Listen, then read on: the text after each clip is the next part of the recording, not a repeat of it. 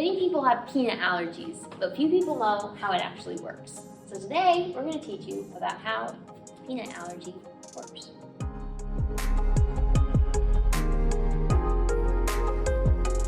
Starts with a peanut. Right here, we're gonna eat the peanut from our oral cavity, and then whatever in the peanuts really affect our body immune system, it will be the protein, especially the protein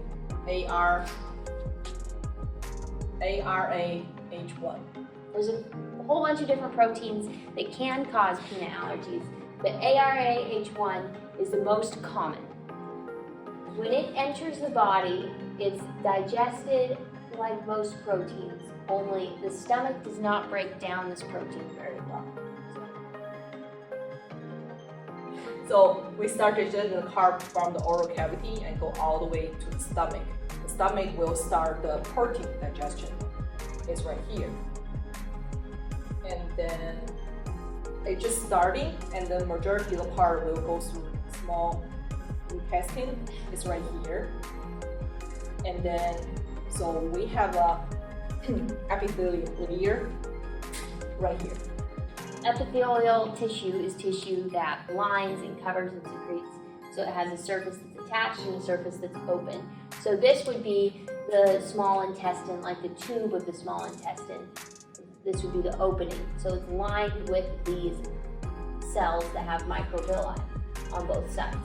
So this is where the food travels through. So in this, we're going to have the ARAH1 protein. So you're going to have a lot of these in the open area, or the lumen of the small intestine canal. A couple things can happen. They can be absorbed by these cells, and they're completely broken down. But if they're not broken down, because these proteins are kind of big and sometimes it's hard for our bodies to break them down, sometimes a cell can recognize them as an antigen, as if it was an enemy cell. An antigen is a name tag. So an antigen, for this sake, it recognizes it as an enemy name tag. It thinks, enemy name tag. So when this special cell, this is called an M cell. M cells are in the epithelium of the small intestine, and they are specifically for helping take pathogens or bacteria, enemy cells from the small intestine, and then presenting their protein down to macrophages. Macrophages. Yes. So the macrophage is a type of white blood cell that works to help mobilize the immune system. So the immune system can attack an enemy. But in this case, of course, it's not a real enemy. It's a peanut protein. So what happens is the peanut protein either passes through the sides, goes through this, or it's picked up by an M cell. And the M cell then shows that protein to the macrophage. Now we have the antigen presenting. So the macrophage is an antigen presenting cell. So it takes, when that peanut protein goes in, when the peanut protein goes in, it shows that peanut protein, ARAH1, to the macrophage. Then it goes into the macrophage. The macrophage has a name tag, because every cell in your body has a name tag. And that tells the other cells, either this is our own cell, or it tells them this is not our own cell, this is a different cell. So it has a protein that's called MHC class 2. Yes, that's the name tag right here on the macrophage. The macrophage sticks out this foreign name tag on its own name tag. So now it's going to be recognized by other cells as a foreign enemy particle. We have the macrophage and it has presented that little foreign ARAH1 molecule as an enemy name tag. Not all cells are going to recognize that as an enemy name tag, which is why not all of us have peanut protein. And that's when we go on to the B cells and the T cells. So which will trigger our T cells, which is T helper cell. So our B cells and our T cells are part of our third line of defense in our immune system. So going back through as far as the different lines of defense. The first line is the mucosa, the epithelium. That's the first thing that prevents enemies from entering our body and attacking. And this, mistakenly, is represented as an enemy, goes through the mucosa, and then in the submucosa, that's where it's recognized. And the third line of defense is these B and T cells, so specifically now the T cell. So this is the second line of defense, which processes it. Then the last line of defense, the T cell, is called upon, saying it's an enemy, even though it's not, because it's T. Now we have the microphrase, which have an engine tag right here, and then which will activate the T helper cells, which is right here. And then the T helper cells, which will release cytokines. The cytokine will activate the B cell, and I believe in the meantime, the T helper cell will colon itself, so we can have a bunch of them in our body. So similarly, the B cell, when it's activated, clones itself. And some of them are turn into plasma cells, and others of them turn into memory cells, memory B cells.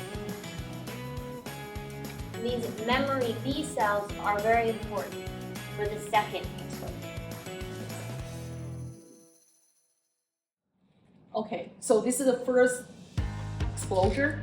Now maybe the second time when you eat the peanut butter again, like that will be the same thing. Like so here, exactly the same protein, same injection from here, all the way through the stomach to your small intestine. But now, the difference is we have the B memory cell in our body. The B memory cell is everywhere in your body. It circulates in your blood, so it's going to be circulating in your blood.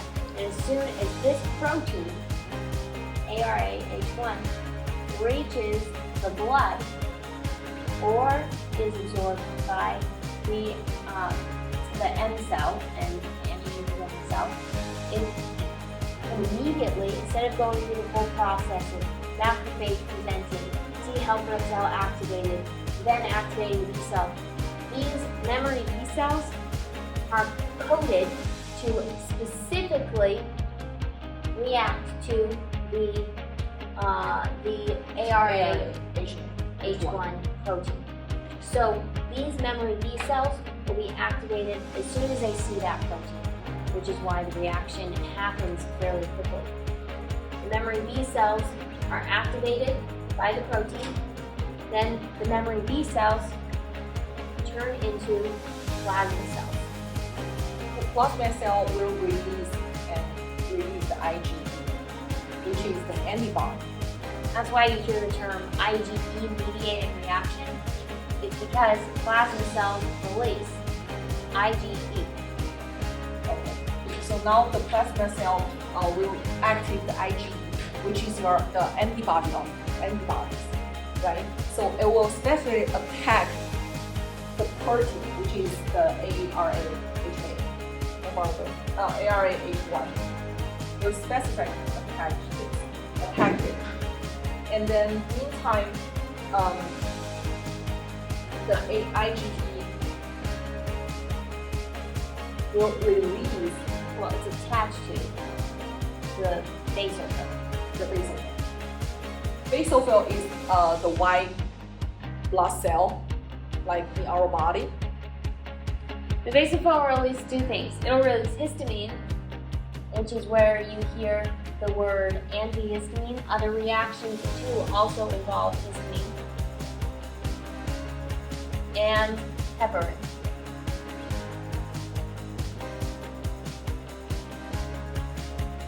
These two have different purposes, but just as the B cells were circulating through the blood, this is going to circulate through the blood. So now the histamine is like all over your body. So whenever you have the proteins or so it's in the capillary as well, right? The capillary is all over your body, and then the histamine, whenever you ingestion any peanut butter next time, it will. That's why your throat reacts so fast. You don't need to go through all the digestion system. Like whenever it reach your throat, or even you have that your peanut butter peanut on your hand and you touch your face, it will have the reaction, which may be causing the inflammation, and then causing swelling, and then muscle contraction, and then you need the immediately treatment, like right away. Normally we don't use the EpiPen, and then you just inject your like muscle on your thigh right here, and then still, even you get the EpiPen injection, you still need to be transported to the ER immediately. Specifically, the danger is you have then IgE antibodies after you've had this reaction. There's then the IgE antibodies all over your body, and the IgE antibodies are directly connected to the basophil. The basophil are going to release histamine and heparin.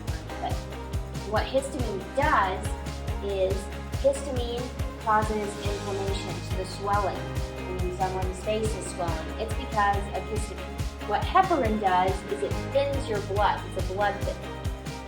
So those things are important and they work together when you're fighting a real enemy, a real pathogen. But in this case, when there's no real pathogen to be fought, the inflammation and blood thinning can be deadly. Anaphylaxis, yes. Anaphylaxis. You're having too high levels of histamine and heparin, which are very dangerous. Because when they reach the throat, they cause the muscles of the throat and lungs to contract, closing off your airways. Also, that's the other part of inflammation is the swelling, right? So if you have your tongue swelling, that can close off the muscles around your throat and your esophagus. That swelling, that can also constrict. So you have both smooth muscle closing off and then swelling, pushing those airways smaller. Danger is suffocation. Now we have the heparin, which is the function of it is a blood thinner. And then with blood thinner, your blood vessel, your blood pressure will drop. And then when the heart senses, when sensors sense that your blood pressure is low, the heart will begin to contract, not as strong. When the heart contractions become weaker, the danger of that is your blood is not going to be able to get to where it needs to. And when blood is not when your vital organs, which keep you alive, don't have enough blood supply because your blood pressure drops, and so the blood isn't getting to them, that's what leads to shock and possible death. You don't want to see the shock. That's why you want to bring the patient to the ER. And that's another purpose of epinephrine. Epinephrine tells the heart, even though the blood pressure is low, pump hard. It strengthens the heartbeat so that you don't, hopefully, end up in shock. Good job.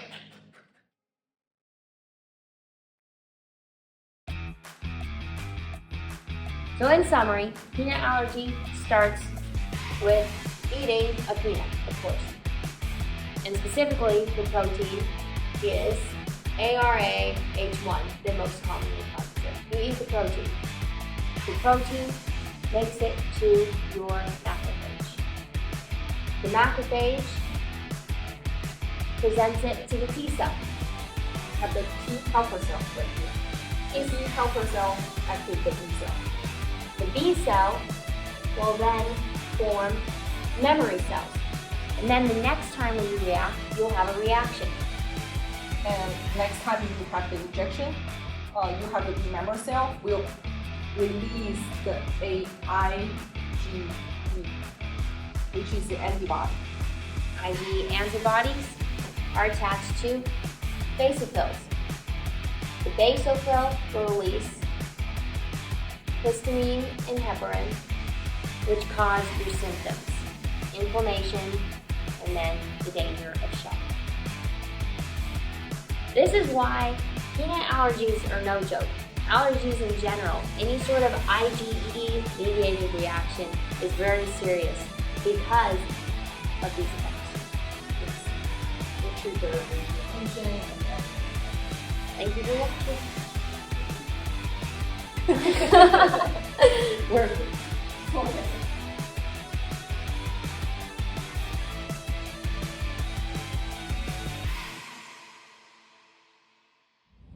The blood thinning part also poses a very real threat. Okay. Protein. So it's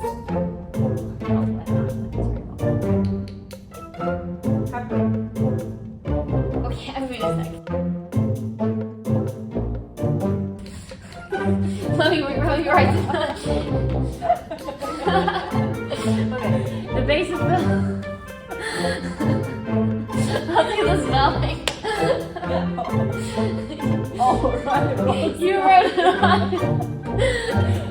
Heparin. The basophil will release two things. It'll release histamine